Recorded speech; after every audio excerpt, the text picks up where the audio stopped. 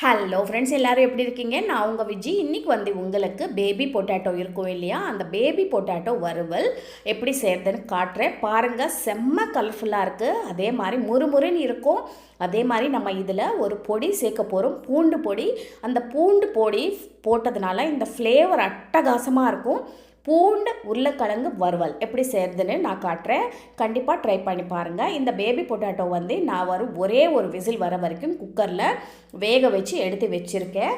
இப்போது இதுக்கு மேலே இருக்கிற தோல் எல்லாம் நல்லா எடுத்துட்டு எல்லா உருளைக்கிழங்கும் நல்லா ரெடி பண்ணிக்கோங்க. உருளைக்கிழங்கு வந்து ஒரு விசில் வந்தால் போதும். ஏன்னா ரொம்ப நிறைய விசில் வர வரைக்கும் வச்சோன்னா நம்மளுக்கு உருளைக்கிழங்கு மசிச்ச மாதிரி ஆகிடும். இந்த மாதிரி முழுசாக இருக்கணும்னா நீங்கள் ஒரு விசில் வச்சாலே போதும். மேலே இருக்கிற தோல் எல்லாம் எடுத்துகிட்டு நல்லா க்ளீன் பண்ணிவிட்டு சின்ன சின்ன பீஸாக நம்ம கட் பண்ணி வச்சுக்கலாம். இந்த உருளைக்கிழங்கு நம்ம ரெடி பண்ணி வச்சிடலாம். இப்போ கடாய் சூடு பண்ணிக்கோங்க. இதில் ஒரு 3 ஸ்பூன் எண்ணெய் விட்டுக்கோங்க. அப்புறமா ஜீரகம், இதில் வந்து ஜீரகம் தான் அங்கே போடணும், அந்த ஃப்ளேவர் செம்மையாக இருக்கும். இப்போ நான் வந்து உருளைக்கிழங்கு எல்லாம் க்ளீன் பண்ணிவிட்டு நல்லா அலசிட்டு அப்புறமா சின்ன சின்ன பீஸாக கட் பண்ணி வச்சுருக்கேன். இப்போ இந்த உருளைக்கிழங்கு இதில் சேர்த்துடலாம்.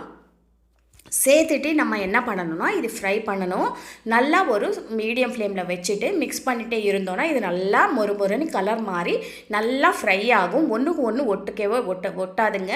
நல்லா நம்மளுக்கு அதனால்தான் நம்ம ரொம்ப வேக வைக்கக்கூடாது. ஓரளவுக்கு மீடியமாக வேக வச்சோன்னா இந்த மாதிரி மொறுமொறுன்னு நல்லா ஃப்ரை ஆகும்.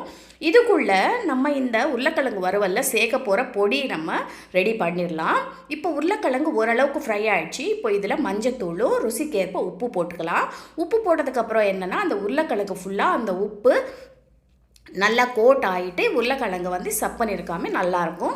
இப்போது இந்த மஞ்சத்தூள் உப்பு போட்டதுக்கப்புறம் இது நல்லா ஃப்ரை ஆகட்டும், சிம்லவே இருக்கட்டும். இதுக்குள்ளே நம்ம பூண்டு பொடி அரைச்சிடலாம். இந்த பூண்டு பொடி வந்து இந்த உருளைக்கிழங்குக்கு நான் சொன்ன மாதிரி ஒரு ஸ்பெஷல் ஃப்ளேவர் கொடுக்கும்.